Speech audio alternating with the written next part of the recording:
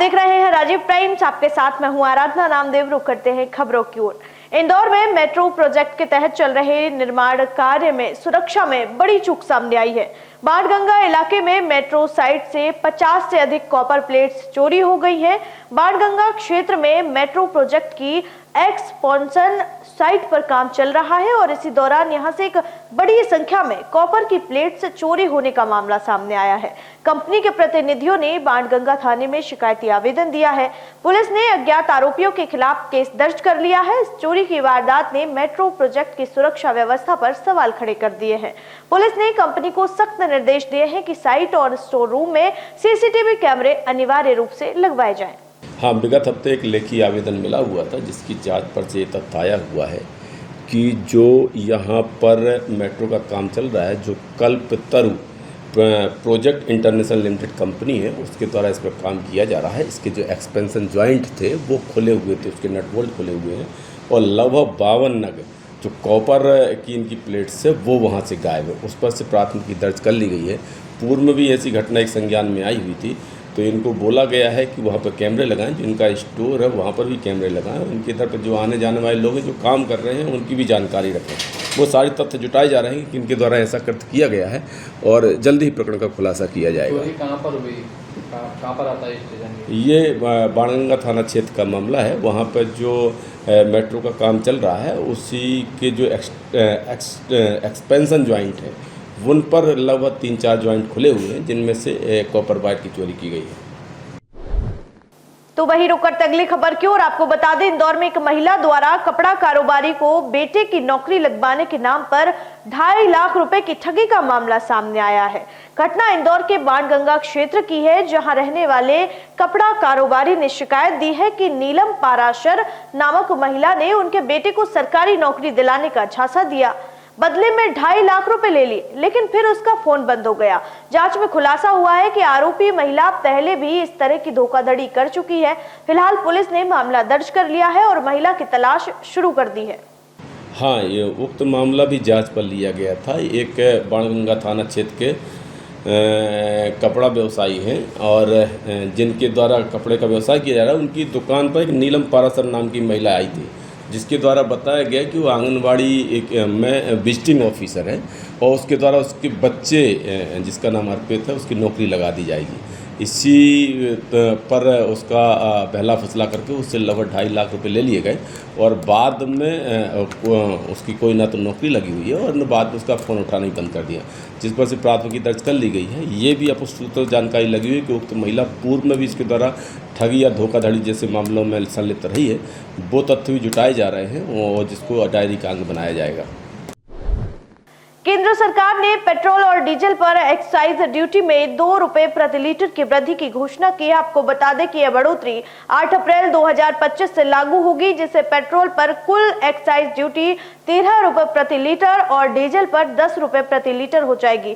हालांकि पेट्रोलियम मंत्रालय ने संकेत दिया है कि तेल विपणन कंपनियां इस बढ़ोतरी का भार उपभोक्ताओं पर नहीं डालेंगी, जिससे खुदरा कीमतों में तत्काल वृद्धि की संभावना कम है।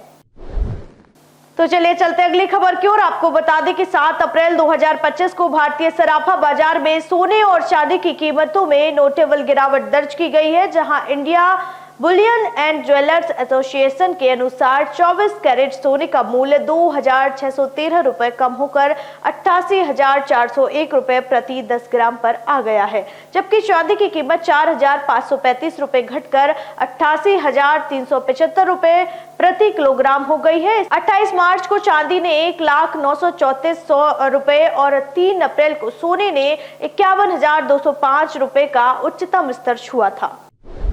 आज बात करते हैं गैस सिलेंडर के बढ़ती कीमतों की।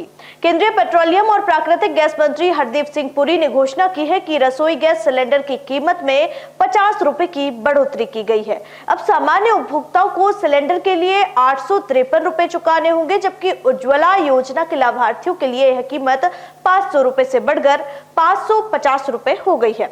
एलपीजी के प्रति सिलेंडर की कीमत में 50 रुपए की वृद्धि होगी और 500 से यह 550 हो जाएगी और अन्य के लिए यह 803 रुपए से बढ़कर 853 रुपए हो जाएगी। यह एक ऐसा कदम है जिसकी हम आगे बढ़ने के साथ समीक्षा करेंगे।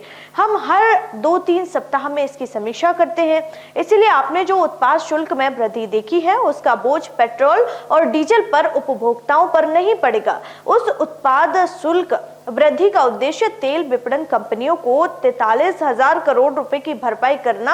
आपको बता दें कि सरकार ने 8 मार्च को महिला दिवस पर सिलेंडर के दामों में 100 रुपए की कटौती की थी। तब राजस्थान में सिलेंडर 806 रुपए 50 पैसे का था। So this 50 rupees increase per cylinder will be for the Ujjwala beneficiary, and overall for the non-Ujjwala beneficiary, it will be again 50 rupees will go up from 803 to 853. Again, this will be reviewed every 15 days or 1 month, whichever is the system. And in the case of petrol and diesel, as I said, if this trend remains, then the price is likely to be revised by them. It's a deregulated sector. They don't have to come to us. तो वहीं दमोह में फर्जी doctor के चलते कई मरीजों की मौत ने प्रदेश की स्वास्थ्य व्यवस्था पर बड़ा सवाल खड़ा कर दिया है। सरकार ने सख्त कार्रवाई के निर्देश दिए हैं। आपको बता दें कि नरेंद्र विक्रमादित्य यादव नाम का शख्स, जो खुद को लंदन से प्रशिक्षित कार्डियोलॉजिस्ट बताता था, दमोह के एक मिशनरी अस्पताल में 15 से ज्यादा हार्ट सर्जरी कर चुका था, जिसमें 8 मरीजों की मौत हो गई। उसकी डिग्री और अनुभव फर्जी निकले। साथ ही कांग्रेस प्रवक्ता रवि सक्सेना ने सरकार पर लापरवाही और ढिलाई का आरोप लगाया है। जो भी घटना सबकी जानकारी में है, हमारी सरकार उसके ऊपर कठोर कार्रवाई कर रही है और ये हमारी सरकार का भारत सरकार के साथ लगातार इस प्रकार की व्यवस्थाओं में आपने देखा होगा कि हमने हर एक वो कमियां या गलतियां या छिपी हुई बातें जिससे कहीं कोई चूक हो रही है उससे तुरंत त्वरित एक्शन की और उसी का परिणाम है कि बड़ी से बड़ी कोई भी ऐसी बात होगी तो हमारी सरकार एक्शन लेने में देर नहीं देगी। ये इसी कारण से हमारी सरकार की अपनी एक साख बनी है। मैंने इस बारे में निर्देश दिए हैं कि ऐसे और भी कहीं कोई हो तो हेल्थ डिपार्टमेंट उनके बारे में कठोर कार्रवाई करे। इस बुलेटिन में फिलहाल इतना ही। देश दुनिया की तमाम खबरें देखने के लिए देखते रहिए राजीव टाइम्स। नमस्कार।